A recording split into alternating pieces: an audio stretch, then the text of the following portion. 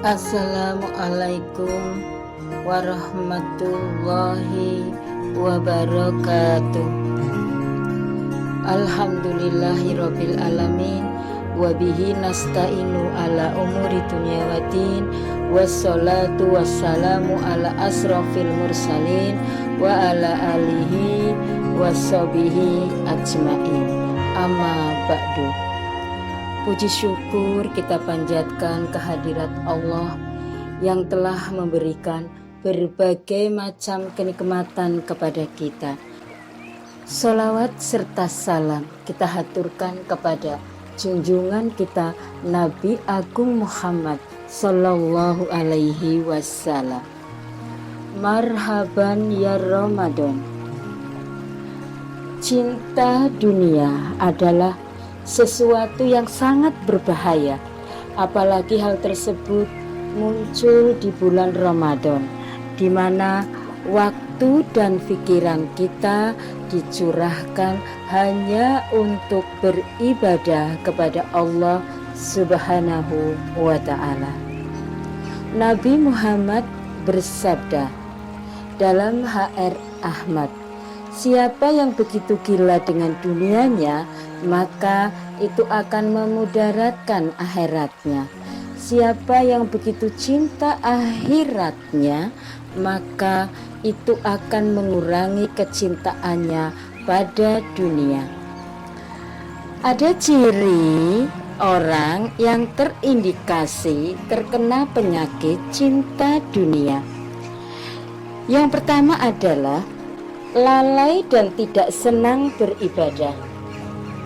Orang yang terkena penyakit cinta dunia adalah tidak senang beribadah. Ketika orang-orang tengah beribadah, ia justru malas untuk melakukannya, atau tetap melakukan, akan tetapi dia tidak ikhlas meminta pujian dari orang lain agar dikatakan bahwa dia itu orang yang taat beribadah.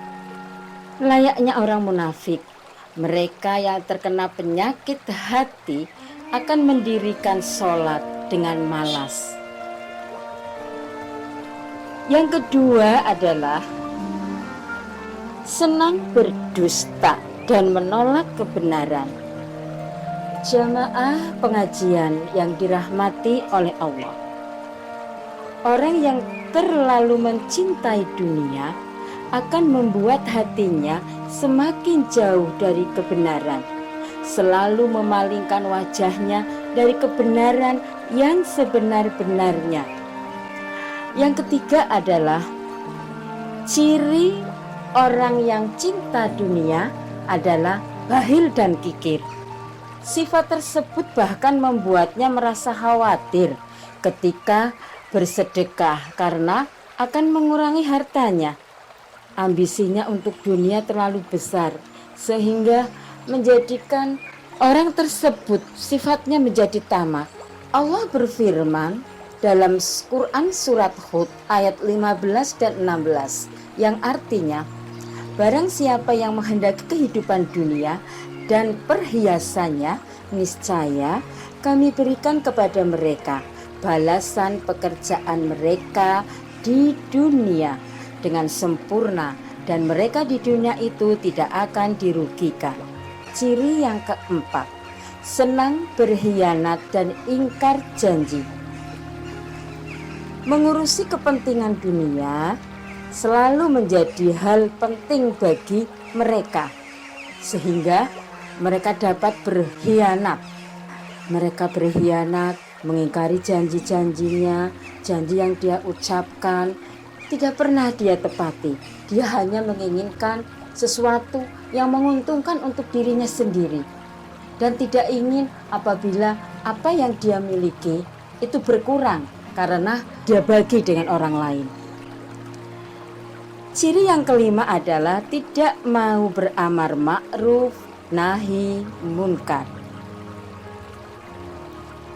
Selalu mengharapkan imbalan dari apa yang dia lakukan adalah merupakan ciri orang yang tidak mau beramar ma'ruf nahi munkar. Jelas perbuatan seperti itu tidak dapat dikatakan tulus ataupun ikhlas. Justru tidak ada keikhlasan dalam diri mereka di dalam melakukan ibadah. Apa yang dia lakukan, apa yang dia inginkan, selalu mengharapkan imbalan dari orang lain. Jamaah pengajian yang dirahmati oleh Allah, dengan melihat ciri tersebut, maka kita sebagai diri pribadi dapat melihat apakah kita termasuk dalam ciri tersebut. Sudahkah kita tahu bahwa ibadah yang kita lakukan itu harus tulus dan ikhlas, hanya untuk ibadah kepada Allah, tanpa embel-embel sanjungan dari manusia. Orang yang melakukan ibadah atau melakukan segala hal tapi mengharapkan pujian dari orang lain, jatuhnya akan menyakiti diri kita sendiri. Kenapa? Karena apabila mereka tidak menyanjung kita, maka itu tidak sesuai dengan harapan, maka kita akan kecewa, jatuhnya sakit hati. Melihat dengan ciri-ciri tersebut, marilah di bulan Ramadan ini kita berusaha untuk segala hal, nafas kita, hidup kita, tidur kita, makan kita, ibadah kita, hanya ikhlas untuk Allah Subhanahu. Marilah di bulan yang penuh berkah ini, isi dengan ibadah secara ikhlas, tanpa adanya keriaan. Jauhilah urusan dunia yang mengganggu jalannya ibadah yang kita jalani. Dari sifat cinta dunia, kita bisa tahu ternyata wabi ayyi ala irrabbikumat tukadziba di surat Ar-Rahman yang disebut 31 kali itu, Allah sudah mengatakan nikmat mana lagi yang akan kita dustakan. Dengan hal tersebut, maka kita sebagai orang yang hidup di dunia ini tidak akan senantiasa mengejar keduniaan kita, akan tetapi kita senantiasa mensinergiskan dengan kehidupan kita, kehidupan akhirat, kehidupan yang kekal, bukan kehidupan yang hanya fana. Jamaah pengajian yang dirahmati oleh Allah, semoga kajian kita pada pagi hari ini dapat bermanfaat, walaupun hanya sedikit yang disampaikan. Balighu ani walau ayah, sampaikanlah walaupun itu hanya sebiji zarah. Semoga ada yang bisa diambil dari apa yang disampaikan. Demikian kultum pada kesempatan kali ini. Semoga ibadah kita akan senantiasa bertambah, biasa khusyuk dan ikhlas kepada Allah. Nasrul minallah wa fathun qarib.